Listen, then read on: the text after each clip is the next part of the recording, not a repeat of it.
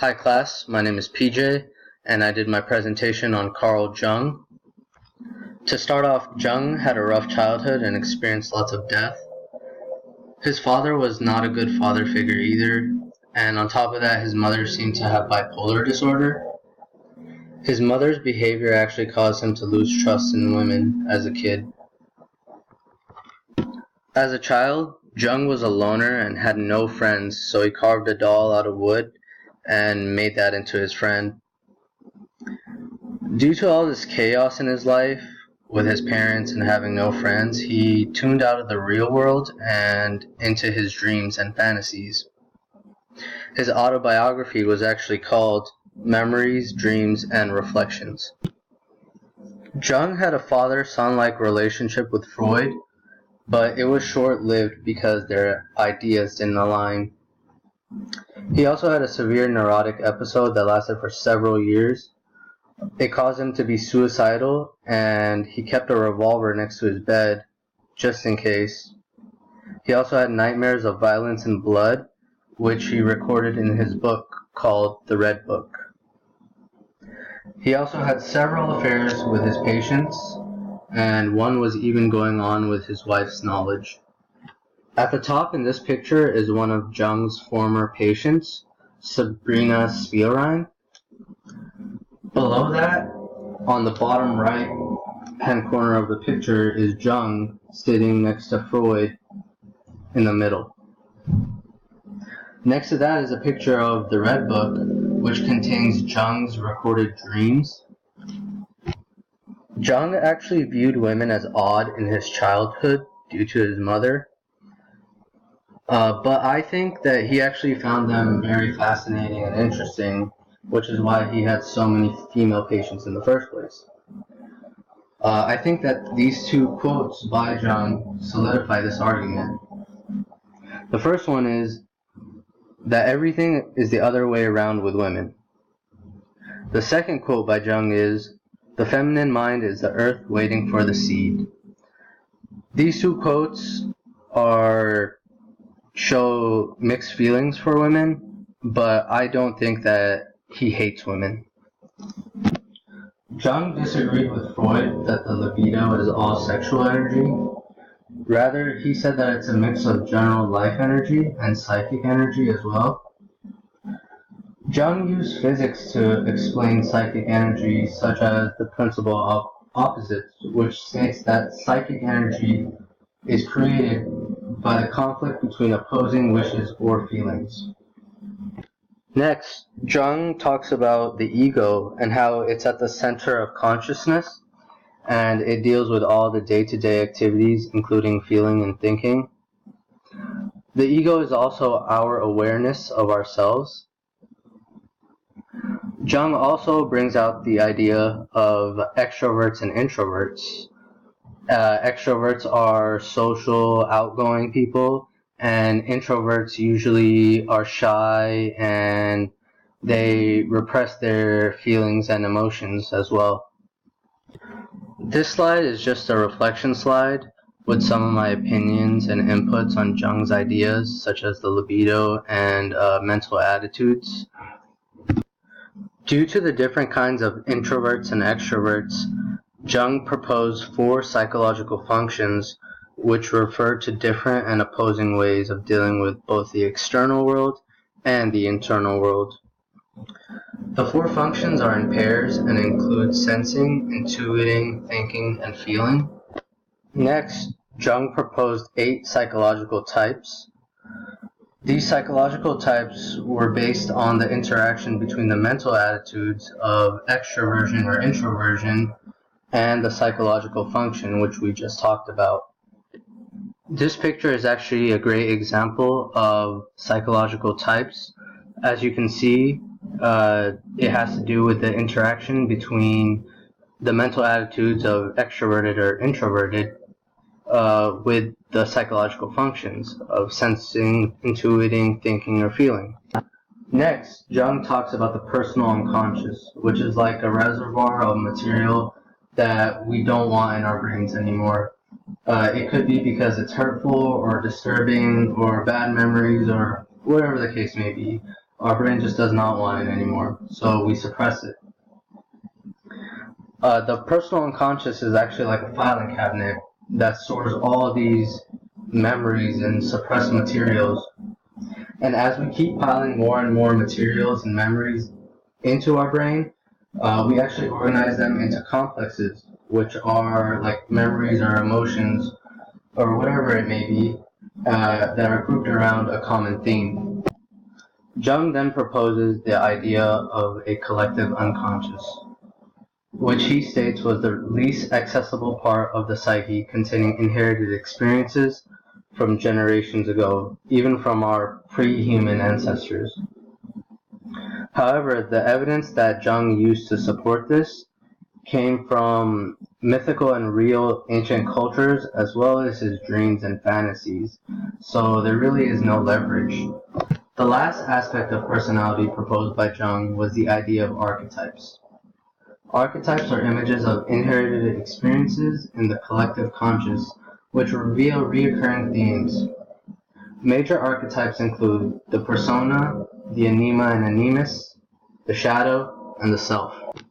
The persona is a mask or a public face that we wear, which is different from who we really are.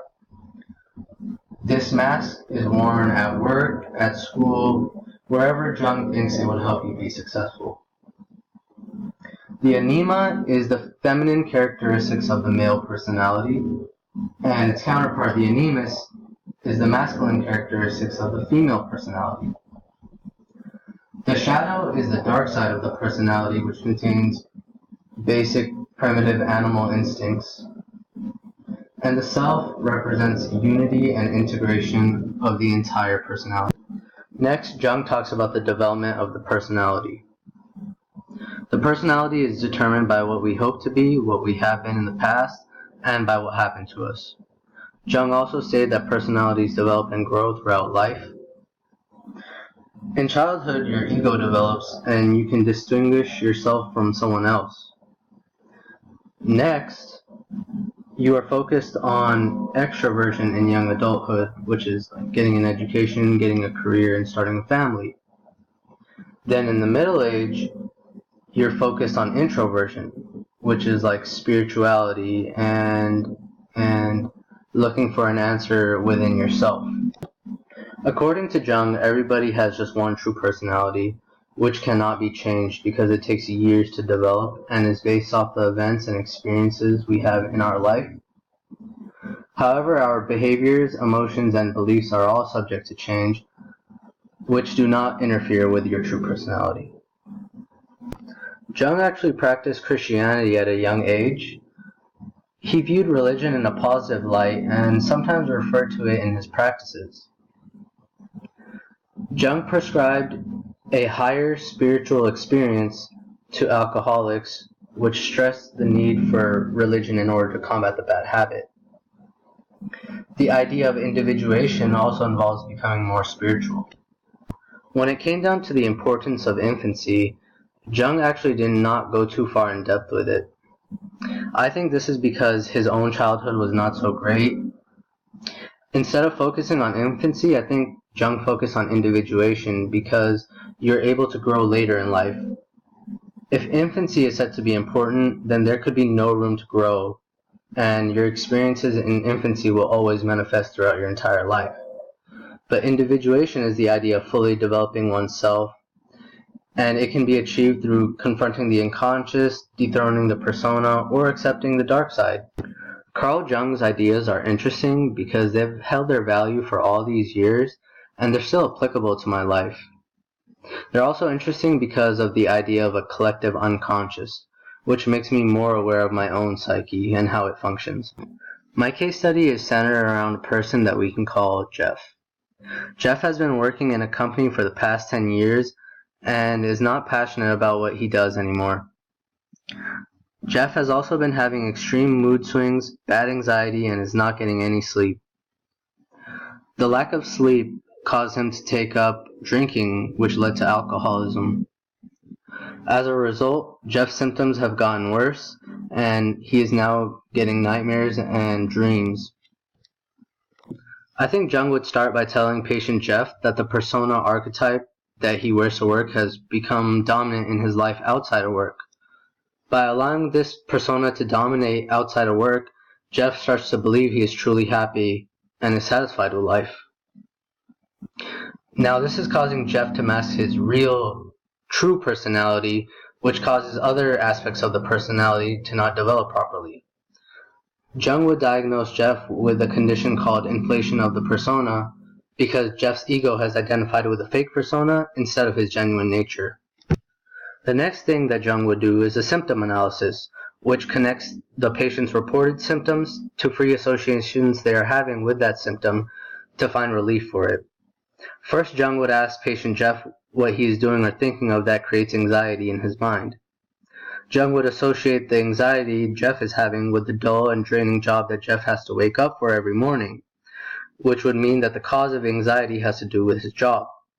Jung would come to the conclusion that Jeff is still focused on extroversion instead of introversion. He would say that Jeff's psyche is unbalanced and the way to balance it would be through lifestyle changes. Next, Jung would do a dream analysis, which involves interpreting dreams to expose conflicts we are having in the unconscious. Jeff is having terrible nightmares which all contain a positive figure that slowly evolves into the devil and tries to kill him. To Jung, that figure symbolizes bad habits and lifestyle changes that need to occur for a balanced psyche. Jung would say that the alcohol is the devil figure. It might seem to be pleasant at first and provide sleep, but is slowly killing you and taking a hold of your life. According to Jung, the figure could also be lifestyle changes, such as getting a new job, which would seem scary, but would be vital for the full development of one's personality. Next, I think that Jung would link alcoholism to a lack of spirituality in the patient. Jung would conclude that the unconscious is directly influencing the conscious behaviors, and the shadow archetype, or the bad behaviors, are now dominating. The shadow archetype comes with an emotional and spiritual hole that has to be filled, which is what the alcohol seems to be doing. Rather, it is a false sense of temporary spirituality. Jung would say, spiritus contra spiritum, which means the highest form of religious experience, such as prayer or worship, counters the lowest form, which is alcohol. Jung would tell Jeff that a high form of spiritual experience would be vital for one's psyche and one's health. Finally, I chose Jung because I feel like I can relate to his ideas more than any of the other theorists. I also like the idea that a person can be both an extrovert and an introvert because I feel the same way and I know many people who feel the same way as well. And I also like Carl Jung because he disagreed with Freud. I didn't like too many of Freud's ideas. The conclusion that I've come to about Carl Jung is that although his work is controversial in the sense that it involves practices like dream analysis and symptom analysis, there are still a lot of valuable lessons to be learned from them. I have also concluded that Jung greatly emphasized the idea of spirituality in his ideas and work.